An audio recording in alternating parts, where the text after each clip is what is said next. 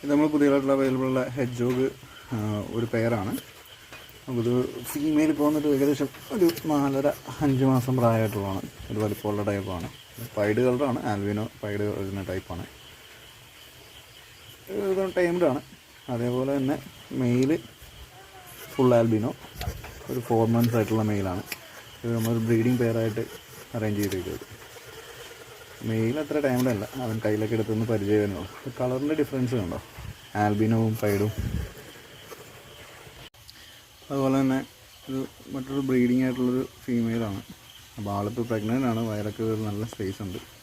നമ്മൾ ആൾക്കൊരു പുതിയ കുടം വെച്ച് കൊടുത്തിട്ടുണ്ട്. എന്താ കുടം വെച്ചിട്ടുണ്ടെങ്കിൽ അക്വേറിയത്തിലൊക്കെ ഇരിക്കുമ്പോൾ എപ്പോഴും ഇവർക്ക് ഷെയ്ഡ്സ് ഉള്ളതല്ല. അപ്പോൾ കുടം വെച്ച് കൊടുക്കുമ്പോൾ ആൾ അതിൻ്റെ അകത്ത് കയറി ബ്രീഡിങ്ങും കുഞ്ഞുങ്ങളൊക്കെ സേഫറായിട്ട് വെച്ചോളൂ. നമ്മൾ വെച്ച് കൊടുത്തേ ഉള്ളൂ.